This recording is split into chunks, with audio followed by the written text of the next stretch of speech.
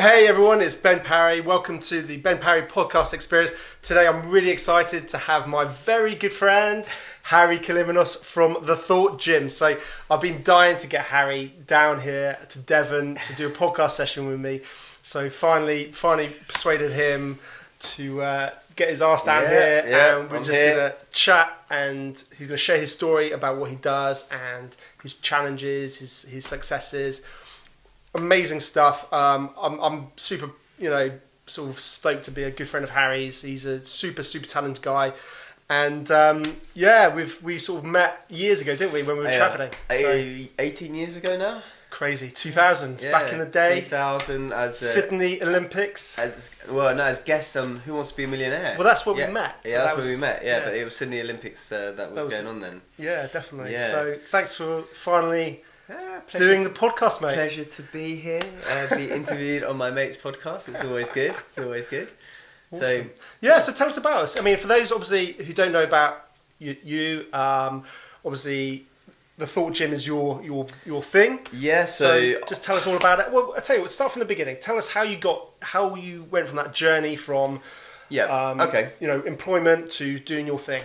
Okay, so I'll just explain to people watching or listening that I am a mindset, resilience, health and well-being coach, speaker and trainer. So what that means is, in short, I like to help people become superhuman. This is my little Superman top that I've got on here. So everything's about becoming a better version of yourself. So imagine yourself on your best day and then 10x in that and being like that. It's not going to be 10 days out of 10, but like 8 or 9 days out of 10 rather than once in a while. So everything I do is about how do you do that. So what's the mindset that you need? What kind of other practicalities that you need? And everything I've been pursuing the last decade has been to help increase my life in some way, but also those of like my clients or coaching clients or organisations that I work for. So I go into organisations and I train their staff, I train their executives on how to improve their performance by first what I call becoming their best selves. Okay, so it's a leadership training, if you like, but rather than a lot of leadership training focusing on, I guess, some of the tools and techniques around leading other people, what I like to focus on is thinking, if you want to be the best leader that you can be, whether you're an entrepreneur leading a team of 3 or 4 people or leading a team of 250 people, you first have to be the best self-leader you can be. And we're all leaders, even if you're a solopreneur out there listening or a student, we still have to lead ourselves, whether that's deciding what we're going to do for uni or what we're going to eat for lunch, or whether we're going to be the best brother, mother, whatever it is out there, we've got to be our best self-leaders. And so what I teach them is about how do you become the best self-leader. And if you want to be the best self-leader you can be, I believe you've got to optimize yourself mentally, physically, emotionally and spiritually. And so the framework and the model that I've developed addresses that, and that really came about through observing high performing individuals across a range of industries, deciding to make changes to my own life and noticing that my focus, my productivity, my relationships, my energy, my health, everything increased. And I was already quite energized as a person compared to most of my friends, but it just became even better. And so that's the kind of the end point. But to go back to your original bit of where it all started, so I used to work, through a number of different jobs, law firms, pubs, etc. Then I ended up working for Accenture, big management consultancy at the London Stock Exchange, so a big financial institution. And I was working there for 6 years, did a number of different roles there, service management, project management, even operational work, working shifts, so did a bunch of different things. And then financial crisis hit 2008. They started making redundancies around then, but there was always change going on. In 2010, I finally got made redundant, although most of my team did. I didn't, and eventually I had to kind of fight for it because I actually wanted to leave, because I was waiting. I guess maybe like some of the listeners, watchers out there, if you are waiting to start that business, waiting to make that leap, and you're waiting for this sign from God or whoever it is to tell you this is the time, well, it never came really. In fact, I thought actually, but it never does. It never does. So I thought, well, if ever there was an opportunity for a sign, it was this redundancy thing. So I took redundancy, and I was like, what am I going to do? And I was interested in personal development, NLP, which is neuro-linguistic programming, which is a tool of psychology tools, I guess you could call it, for understanding how the brain, how we think or how we make decisions, or how we get to where we got to. It's about 40, 50 years old, and it's kind of stolen or borrowed from a number of different modalities. So I got interested in that, went to a course on that. What made you get interested into that in that side of things? Was there a moment, or was it just... There was a moment. No, there was a moment. I read a book in 2006 which mentioned the word NLP, and I was like, what? There are ways that you can say change food cravings like in an instant, you know, by changing the way that you picture it in your head, or that you can... and at its root, NLP is also about modelling. So it's about seeing someone who's doing something well and then modelling their behaviours. And replicating that. And I was like, there is basically ways to shortcut things, whether you're afraid of spiders. People curing phobias of spiders in 15 minutes rather than... Because obviously I know you very well, and you've got a very sort of inquisitive mind, haven't you? And sort of analytical mind. And so was that the thing that grabbed you? It was like, oh, I want to just analyse this a bit more, I want to understand this a bit more, I just thought, you know what, I guess this is where... And the whole superhuman label came many years later, but everything I look to do is to help make me a better person. I thought this is a selection of tools that I think would be useful to know. And so I read lots of books, and there's only so much you can do by reading and watching videos and all that, and sometimes you've got to go to a live experience to kind of have it. And so that wasn't until 2010 that I did my course, but 2006 was when I first came across NLP. I started reading about it. So it was all about personal development for yourself. Yeah, it was. And then I went to the NLP course, and they started talking about, when you're doing this with your clients, and I was thinking, what clients? I haven't got any clients. I'm not planning to be a coach or anything like that. I'm planning just to use this for my own self-betterment. And then they were like, then you've got to niche in your business, and you've got to do this. And I was like, oh. And then I thought, okay, well maybe I can help people, because when you learn something, you're giving advice to people because you've spent the time doing things, and you've got the shortcuts now that can help people save money, save time. You want to share it, or at least I wanted to share it. So I was like, okay, maybe I should be coaching people. And I knew, and that sowed the seed. So it sowed the seed, and then I was like, well, I've always been into fitness.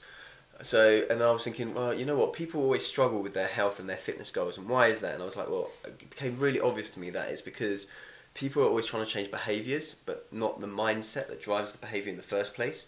And you're doomed to repeat the same patterns if you keep trying to join the gym in January, give up every February. You start a new diet, 6 weeks later you fail, because it's going to be hard, because your mind is still thinking as exercise is boring, or eating healthy is bland or expensive. And so you've got to change the mindset, and that's where the brand name The Thought Gym came.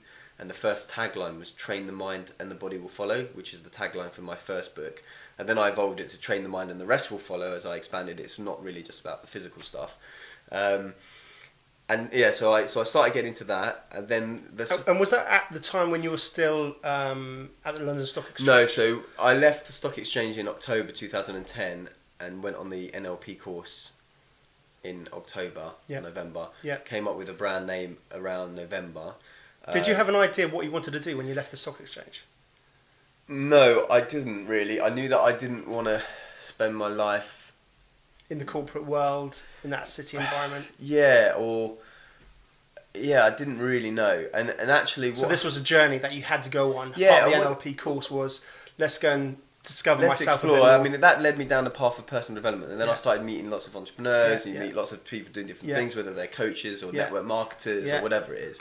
So you went on that path. You didn't know where that path was going to take you. No, but actually I went back into the corporate world, and I started working for Sainsbury's. And this is where it does tie into the story, is that, so I started getting involved. So around January I went on a course, and at that time I wasn't working. So I left the stock exchange in October. I started at Sainsbury's in February. But in January I went on this course. I met the guy who was running the course was like he was 60. He looked 35. He hadn't had a cold in 27 years. He had amazing energy. He was on stage 14 hours a day, 2 days straight. And I was like, what is going on there? And spoke to some of the testimonial people that he had on there, and they were like, well, you know, he had a health course that he was selling for like £3,000 for like 3 days, and then the guy was saying, well, he basically brings on this guy who wrote this book, and I was like, what's the name of the book? And I was like, £5 on Amazon or £3,000 over here. So I was like, okay, I'll rather take the £5 Amazon job. So I read the book, kind of started to go into the subconscious a little bit. It was around health and things, and then I started at the Sainsbury's head office, and I started as a contractor. So I was only, I was paid a day rate, and you're paid as an expert as well. And so I recognised pretty quickly, you can't. Not that I ever did call in sick at the stock exchange or anything, but maybe I think I maybe had 4 sick days in 6 years or something. But like, you're not going to get paid if you're sick. You're not going to get paid if you don't do your job well. You need to add value beyond that of a normal employee, because if your contract comes to an end, they don't renew it. So I wanted to do that, and at the same time, so I recognised that health was my greatest wealth, and that yes, you can have all the strategies, the tools, the techniques in the world to get to your goals, but if you don't have the energy, then it's pointless. And I, as you know, did physics and astrophysics at university. Fundamental thing of nature is about energy.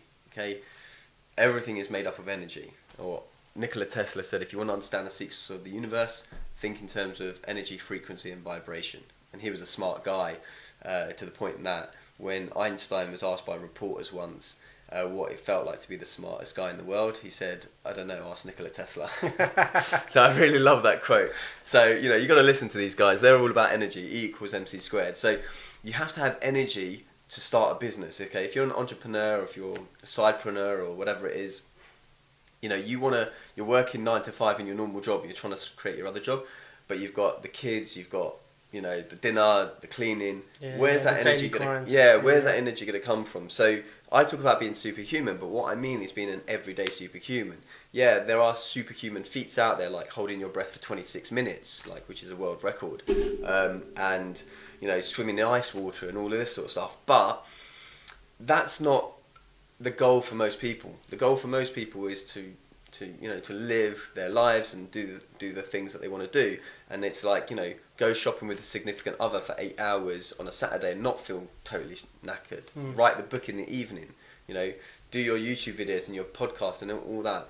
That's what I mean by being a superhuman, is that an everyday superhuman, because it's not even about doing things like marathons or climbing Mount Kilimanjaro or anything like that. Every day. Yeah, because anyone can do those things. You can put yourself on a path for 6 weeks or 6 months, get that goal, and then what? What about the rest of your life? Yeah, so you've got to be doing it all the time. And so I was at Sainsbury's, and I wanted to write my first book. I wanted to join this thing called Toastmasters so I can learn to speak, because I started going to these personal development events, and they were saying, if you want to be a coach, then why speak one-to-one with everyone? Why speak one-to-many so that people know about your services? Sure. Why not have your book do your marketing for you and show yourself as an expert? So it's like, okay, I want to write, I want to do this, start a YouTube channel, all of these things. And so you needed the energy, and I was like, okay, what is it that these high-performing people were doing? And I made tons of changes, about 30 changes in a month, and then about 100 or more changes over the course of a year. And after about... And these were personal changes? These were personal changes. So these might be things like, stopping to drink caffeine and tea and coffee. Because I was like, okay, so cut sugar, or cut this, yeah, so that. It was just fundamental changes. It was basically... Or even little changes. Little changes, small changes sometimes. But positive changes. Yeah. That was the whole point. Perceivably, by me, positive changes. So I would see, and I would say, well, you know what, 8 out of 10 people that I respect or that I deem successful are doing this. 7 out of 10 people are doing this. 9 out of 10 people are doing this. So you've got to follow the patterns, as Jim Rohn used to say. Don't reinvent the wheel. Well, success leaves clues, right? So if 9 out of 10 people are having a green smoothie, okay, what's all this stuff about green smoothie? 8 out of 10 people who are successful are talking about writing a gratitude log. Okay, so I started doing these things, whether it was a gratitude log, a green smoothie, a green juice, not watching the news, creating morning routines, meditation, all of these things. And so that started in 2011, so that was the kind of catalyst year. And around 2013, I was like, I've been doing this for a few years now, there must be some pattern to it. I took a massive sheet of paper apart. I wrote down all the things I changed in my life on that piece of paper, and then I started circling them, and I recognised reasonably quickly that they fell into 4 areas, and that everything was in one of these 4 areas that all deemed towards health, vitality, and energy. And I wasn't the first to discover this. When I suddenly came up with this, I suddenly saw other models which looked similar. Because when we talk about health and energy, a lot of people think of 2 things, maybe 3 things. They might think diet, and they might think exercise. They go, right, I've got to sort my diet out, I've got to sort my exercise out. And now maybe they're thinking about sleep. Okay? I was going to mention sleep. Yeah, as sometimes people consider it the 3rd pillar. Matthew Walker, who's one of the sleep experts, and rightly so, considers it almost like the foundational piece, because the other 2 just won't work anyway without sleep. But there's a 4th component, well actually there's, which is more important, like I talked about the thought gym, it's about the mindset, because most people know that a Big Mac is not as healthy as an apple, okay? It doesn't matter what you know, it matters what you do. So why is it that we make changes, we can't stick to them? And this is where like NLP can help with making those changes, but yeah, we know what to do, we just don't do what we know. So why is that? And so the mindset needs to shift, and the mindset is, your psychology, your beliefs, your values, your emotions around things. So they're kind of 4 areas, but they're not complete. So I developed this model called the Leadership Beat model, which is around the 4 areas that are needed, or the 4 forces to health, vitality, and energy. And we can talk about those if you want. Just quickly, why do you think fundamentally, as humans, we fail at that critical choice where we know that that's going to be bad and that's going to be good for us, but we'll still go for the bad option? As an example, you see, you hear about doctors all the time telling their patients you should give up smoking and you should give up drinking, and yet they're often smoking and drinking themselves. Yeah, I'm not saying all doctors smoke and drink, but you get my point. Yeah. Well, interestingly, doctors used to prescribe cigarettes, I think, and endorse cigarettes back in the 50s when they were, you go through some of the old... I never knew that. Yeah, you go through some of the old adverts, right? Wow. Yeah, doctors smoke Camels or whatever, that sort of stuff going on, and there was a whole marketing around that, and interestingly, those same people are now the ones that are doing marketing for like the junk foods and the processed foods and all these things. So, but anyway, that's a whole other can of worms to open. But fundamentally, what happens is we create neural connections and habits in our head over the course of time through repeated exposure to certain things like advertising and whatnot. And when we're kids, especially, we're really susceptible to things. And most of our decisions each day, we think we're in control of them, but we're not. The subconscious mind, the unconscious mind is in control of them. So if you think of the mind a bit like an iceberg, what we see above the surface of the water is what we perceive as the iceberg, which is the conscious mind, and we think that's driving things. But actually what's stronger, more powerful, and supporting the conscious mind is the unconscious mind, which is where your beliefs and your values are stored, where your habits arise from. And your unconscious mind ultimately wants to keep you safe in some way, even if it's in a weird way. So that dragging that cigarette is because it doesn't want you to feel out of place and anxious when you're meeting people. And so, by example, so you want to feel confident or you want to feel relaxed, and so it's going to keep driving that cigarette. Or because smoking is, you might know it's bad for you, but somewhere deep down, all the cool kids at school used to smoke. James Dean used to smoke.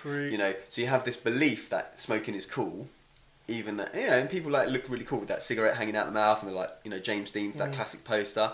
I always think they should redo those posters with like an asparagus hanging out of his mouth instead, or something like that, to like sex up vegetables. So yeah, fundamentally, the unconscious mind is at work here. So we can go into more of that if you want in a second.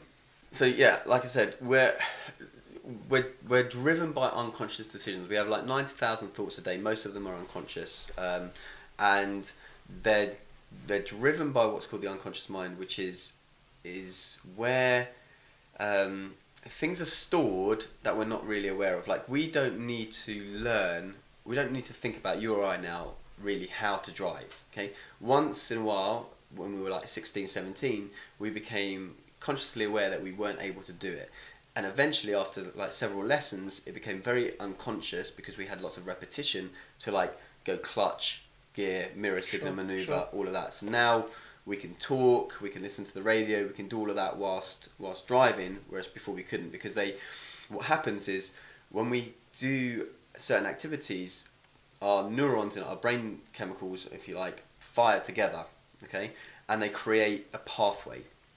This pathway is a bit like if you've ever run or walked in the park and seen where runners run, and they may be running on the grass, and you see, in fact, actually, even at the festival I was at the weekend, where the cars are driving on the field, over and over and over, it creates a pathway. The more times you drive over that field, the stronger that pathway becomes. And so, when that pathway becomes super strong, we end up creating these habits and these routines that drive us, even though we know that actually we should, it's a better way to go, a different way. It's so strong. And you can't, unfortunately, break habits because those pathways remain there.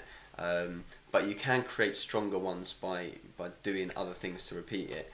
And so we may not even realise that when we walk past that bakery, that smell reminds us of a time when we were 12 and our gran used to make these amazing breads, and we're feeling low and we want to feel better, have that nice feeling of whatever it was. So fundamentally, that unconscious mind is incredibly powerful and incredibly sort of almost responsible for a lot of the actions, behaviours that we do that we have no idea about.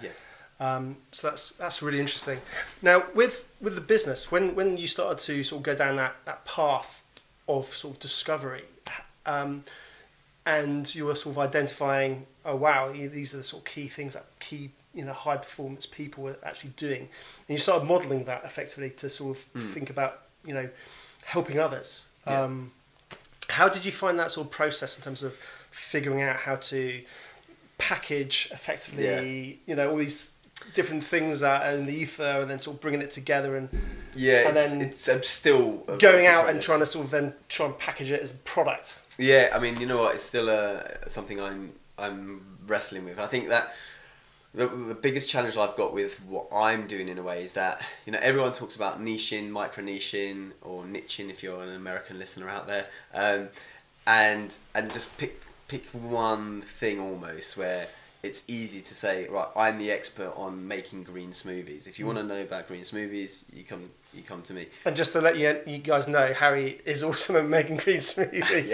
yeah. Normally when I come down here, I bring my big blender with me. It's got like rucksack of blenders and all sorts nuts of stuff. Yeah. But I guess my challenge is that because I've got diverse interests, even when I was at school, I wasn't like super dedicated to football, because I like football and I like basketball and I like this. So I never got to a super high level in any of those, which is the problem. You spread your attention. An acronym for focus is follow one course until success. Okay, and I tend to like lots of things, which is why I invest. Because the thing is, people do want that snappy thing. Right now in corporations, it's about mindfulness. It's like mindfulness is going to solve all my problems. Now, mindfulness is great. It's something I practice, I talk about, I teach. It's actually one of the taglines now. My shirt is mindset, nutrition, and mindfulness. So it's great. That being said, everyone wants that silver bullet, and the thing is, there's many things that go into it. Is it silver bullet or golden bullet? I don't know. I think it's the whatever it is. But there's not one bullet. Unfortunately, no, there isn't. As a bad acronym, it's probably a whole machine gun full of them. It's like a little machine gun firing. Which is not probably the best analogy I've got out there. But the thing is, there's many things. So I was like, I'm interested in all these things. All of these things are valuable. And that becomes hard in terms of marketing, which is, I guess, where... People do want quick fixes, don't they? They want to go, I want to take that one pill, or I want this one course, or I want this... Just tell me how it's going to make my life different, how I'm going to make money, how I'm going to... now. So I guess that's the challenge we've got as a society, isn't it? So I didn't know, going back to your thing, is like what I was about, what I was marketing when I started. Even when I started with the brand name, The Thought Gym. I saw my first business cards the other day, and I had like... weight management, smoking cessation, increased confidence. Now these are like three vastly different things, and so it was all a bit muddled. And then as I started to discover this beat model philosophy, I was like, okay, this is the philosophy I need to share with the world, but and then I guess I packaged it into one word, which is superhuman, which is like, okay, everything I'm doing is to drive superhuman. Again, it's a little bit vague. It's like high level. Yeah, some people might take offence, going, oh, what's all this superhuman? Like, my mum, I still don't think likes the word superhuman, which is why I have to explain it as everyday superhuman what it is. But I'd say I was still figuring it out. I'm still figuring out, in a way, how I position it to, like, sometimes companies. Now, if they see me speak and they have conversations, maybe they hear this, they understand a little bit more, then it's like, okay, yeah, this is good. Ultimately, it's about enabling their employees to be higher performing employees, to have the energy and drive. Sometimes people be the best they possibly can be. Yeah, absolutely. So in answer to your question, it's a work in progress. I think it's easier sometimes when you say, okay, well, like, I'm a yoga teacher. That's what I'm doing, and then for people who are looking for a yoga teacher, they search, sure. Or even going more granular, like you know my mum or who was saying, oh, how does a course on handstands, online course on handstands, like sell thousands? Because you've got a very targeted audience who are looking to do handstands, and they're already on the path to bettering themselves in a physical capacity, and therefore they're going to invest in learning how to do handstand maybe. So I guess my biggest downfall in a way is having that dispersed knowledge, but also I think that the future will belong to the expert generalist, if that makes sense, because as people get so narrow into one singular thing, you know, I remember hearing this at 16, and maybe this is what subconsciously went into my mind, that initially you're no good at lots of things, then you become good at a few number of things, then you become really good at even smaller things, and then eventually become an expert in nothing. Okay, you know, you might be that genetic gene splicer, so that's what you know. But then, like, you could be the yoga teacher who knows yoga. You could be the meditation teacher who's fat and overweight, but you know the meditation thing. And the thing is, a bit like, I mean, I listened to some of Tim Ferriss's stuff, and he's managed to navigate this well, where he is kind of like the expert generalist in his stuff. And so I guess that's, to my point, is it becomes harder to market in a way, because it's like, what is he all about? Okay, is it about meditation? Is it about exercise? Is it about food? Is it about breathing? Is it about mindset? It's about all of those things. It's about all of those, but like, I guess I would say the brand is the Thought Gym. It all starts with the mindset, and once you change the mindset, like, if I can change the mindset of someone, then it's going to be easier to get them to eat the apple than the Big Mac. Okay, it's not to say you never eat the Big Mac. It's not to say you never make choices that are maybe not in line with your highest values, but it means that you do this with awareness. Yeah. Okay, based on the opportunities and the experience and circumstances around you, you may have to make choices which you wouldn't normally do. You know what? You're almost like, I think, if I could sort of frame it like this, the financial advisor for the mind. And it's not like like we were just saying, you know, take this one tablet, or take this one course, or take this one lecture or coaching course that I can give you. It's almost like, well, that's one of the whole journey. Yeah. And actually, to help you progress and grow as a person, you know, I'm not about doing a one course, one tablet, one golden bullet, silver bullet, or whatever you want to call it. It's actually, I'm here, and we've got a plan and do a process, and help you grow together. Yeah. It takes it's almost like a time. Yeah. So it's almost like a, I guess, packaging possibly in that sort of sense with companies or whatever, to say, look, you know, I'm not going to just go, you know, it's no point me just doing a one-off. We've got to do a whole development process. Yeah, and don't get me wrong, there's absolute value to be having some short-term things, but like, just like, you know, my ideal situation is working with clients over the long term, because that's when you see changes. But equally said, I was chatting to my friend the other day, and he was like going, oh my god, I can't believe it. Like, so I gave him my latest book, which is called Working Well, which is a really short, snappy title, and in there we talk about water content and water intake, and anyway, there's a formula for it, but ultimately I always say, like, do the P test. Okay, see the colour of your urine. Okay, it should be virtually clear, not like maybe water clear, but virtually clear.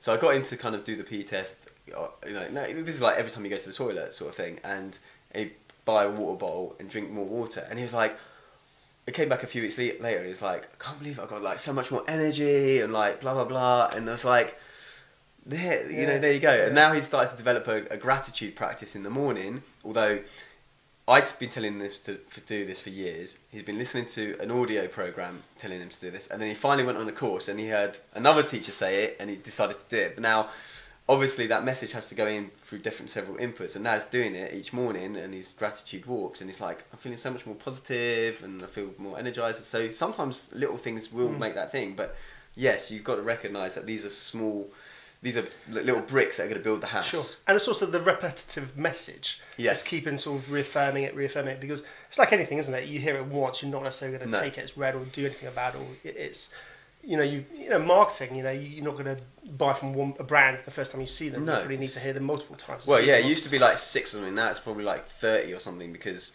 we're getting bombarded with loads of inputs.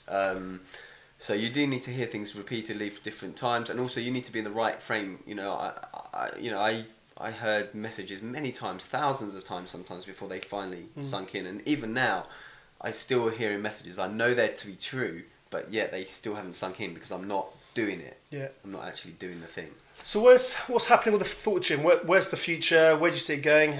What's the plans? Where I'd like to see it going. So I distribute my message through a number of means. So that's through the YouTube channel, The Thought Gym, through the books, The Thought Gym and Working Well, and the one I'm currently writing, which is on the whole philosophy. So through those two methods, but through online courses, through speaking engagements, and through training in organisations that are progressive enough to recognise that actually the health of their bottom line is a direct result of the health and vitality and energy of their employees.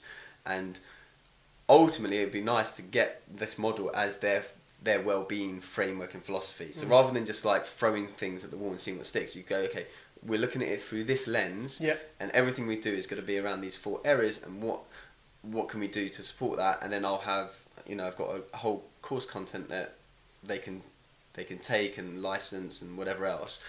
So that would be part of the future plans, because I think that we're in a grip of some epidemic of all sorts of stuff, whether that's obesity or health or presenteeism at work and people just being there and not really wanting to be there, absence, people not living their passion, whatever it is. And I think we need to change that. And so my mission is to help people empower themselves to become the best versions of themselves. And I came from the corporate environment, so initially I wanted to help those people, but equally, from being an entrepreneur, and you're an entrepreneur, we know that we have to.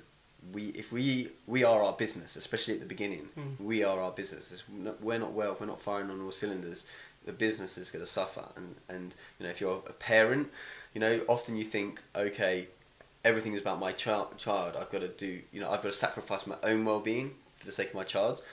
And I always refer people to those safety cards in the aeroplane. Okay, you can't help your child. Always put your own mask on first, as much as it pains you. Yeah. Because if you pass out, you're not going to help anyone. Absolutely. And so you've got to make sure that you're on point, right? So that you can help everyone else. And that comes around from the things I learn. And I'm not perfect. I'm not superhuman. I always say I'm human as well as superhuman. Sometimes I have down days, and we work in cycles and peaks and troughs. And it's the idea is that you don't need that caffeine fix in the morning to get you up, and then you need that bottle of wine in the evening to get you down, and then you need that cigarette to keep you calm, and then you need this HIIT session at the gym to get you fired up. It's like, that's too jagged, right? It's more about having a smooth way, and you will always be slightly off balance. I always say to people, in order to move forward in life, you have to be off balance, because in order to walking is effectively controlled falling, okay? You have to go off balance slightly in order to move forward, okay? Well, sorry, just to interrupt there, but I'm a massive believer in falling flat in your face, cocking up, making mistakes, and actually getting up. Because actually, when you physically do that, if you actually fall on your face and get up, you can't help but move forward. Yeah. And that's just a physical fact. Yeah. And I think that's the key. It's just not being afraid to fail. Yeah. And actually just go for it. Yeah.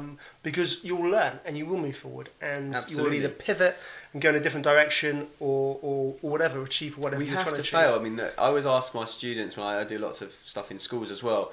Who fails more, like failures or successful people?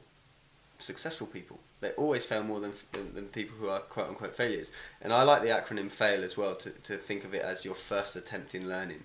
Okay, we have to fail in order to learn. Absolutely. And what's really interesting, actually, Tom, my little boy, obviously, my godson, and he's just like super competitive, and he hates to lose. And I keep on trying to sort of tell him and reaffirm that sort of point as, you need to learn how to lose, you need to learn how to fail, and it's okay to fail, and it's okay to lose. And I often use the analogy of Lewis Hamilton. I say, look, you know, because my boy likes Formula One and football and things like that, and Messi and whatever, Neymar and whatever. Yeah, we but, were talking about that earlier actually, today, Neymar. Definitely. But, you know, Lewis Hamilton loses more than he wins. Yeah. And he's an incredible four-time world champion. Yeah. But he'll lose more races than he wins. Yeah, and that's a fact. Babe Ruth, the famous baseball player, most home runs out of everyone, also the most strikeouts out of everyone, you know. Like, there's countless examples. I don't know if the books I sent you guys have those examples, but like when I started reading biographies about 7 years ago, I started reading more. This is one of the factors that I saw, that, you know, the average person reads maybe one book a year. The average CEO reads about 60 books a year. There's a reason, you know, the more you learn, the more you earn, as they say. And I started reading books.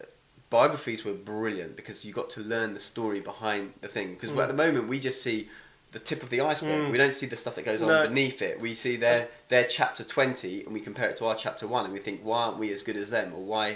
100%. And I think social media has a lot of failings with that, because I think people often see the glitz, the glam, that end, you know, points, but they haven't seen the 20 years before, or the 10 years before, the 5 years, whatever it is. Or they see the 4-minute video. Like it used to take me like an hour per minute that goes into a video, you know, because there's a lot that goes on behind the scenes that you just don't see. And that's everywhere, you know, that's, you know, in athletics, in business, and wherever, there's always stuff that goes on behind the scenes. And so you have to remember those failures, and reading biographies can help with that. There's some good books, but he's too young right now to read them, like Bounce and The Talent Code, or The Talent Myth, or something like that, all about this idea of where you're going to just be good at something automatically. No, it's not. And actually, in fact, for your brain to create those neural connections, what wraps around the neural connections is this thing called myelin sheath. It's a bit like the copper cables with the insulation, and it keeps the signal in. In order for that myelin sheath to grow, you actually have to have almost like failed practice. Okay, this deliberate practice, it gets stronger, this myelin sheath, with not repeating successes often, but like doing things slightly wrong and then working out to how to do it slightly better next time, and that gets stronger. So you actually need to fail in order to succeed. And that's the tough bit in business, of course. You know, it's a journey. So what's just last question actually, with the sort of your sort of packaging and trying to sort of enter the corporate world, how have you found that process in terms of, you know, breaking down those barriers? Because I can imagine it's going to be, I don't know, but, and part of the reason I'm interested is because at some point with my tech business, hopefully we're going to be knocking on some, you know, big doors and big players, national, international companies, and it's an interesting thing to see how you've found and what steps you've taken, or how you go about sort of, you know, getting through those sort of gatekeepers who, you know, I guess it's not speaking to the decision makers. It's not an easy question to answer in a way, but where I've had better success is where someone has actually seen me speak or demoing, and that might be at like an HR conference, or even when I was doing I do things like maybe I did something for free, and at a round table, and then you don't know who's in the audience. And then they're like, oh, this guy's good. Or, you know, they bought a book of mine or something like that, and they've read that. So that's always the better way in, because it's not like you're knocking on doors and cold calling. I found that quite hard, and I don't know if I had much success with that. So the best success I've had so far is where there's been either an introduction, or that people have seen me, they've read a blog, a video, or they've done something. So that's that kind of marketing. So it's more about putting yourself out there. Maybe offering something. I mean, I don't know if that's the best way. I think there's many ways, and I think, you know, maybe, you know, even, you know, phoning 100 people a day, 100 days in a row, you're gonna get the numbers. But again, still with that, you will have to have the way that you position it as value to them. What are they after? What's going to make their life easier? Because remember, they've already got a million things on their plate. They don't need another side dish on top of it. You want to be able to take stuff away from their plate. So it's how you convey that message, and then you will have some stuff that, you know, that maybe you send them to a talk on video online that you've got, or you send them like tips on how they're going to do something easier in their business. I think it's about doing something different as well, because they're going to be getting bombarded with phone calls, prospects, people trying to sell them something. And funnily, I did a post recently about trying to think about how you can offer value to whoever you're speaking to. You know, that's the key thing. So however that is done, you know, whether you know, it's all going to be very different for everybody. I think that's the key, is trying to do things differently and trying to provide value in some form or some way. And it's figuring out how you do that in your niche, in your area, for that audience. Yeah. I'm thinking about probably more them than you. I think that's really critical. Absolutely. You've got to, I always say to people, don't go out looking for friends. Go out looking to be a friend. Okay, don't look to get, look to give. Okay, how can you help that person? How can you add value to their life? How can you both walk away from that conversation having felt better for having met each other? No, definitely. Awesome. Well, listen, on that amazing sort of finale and that finish, just want to say a huge thank you for coming along and sharing your journey. It's been brilliant. It's, actually some interesting things that sort of I learned as well. Yeah, and if people want to know more and connect further, just social media, the Thought Gym, all over the place. Thought Gym, and definitely check out. Yeah, and check his books out. Check his, all the stuff that he does he's amazing. So, check him out. Any questions in the comments, put them in the comment section, and obviously reach out to Harry. But yeah, thanks ever so much for coming along, mate, and we'll catch you soon, buddy. Pleasure.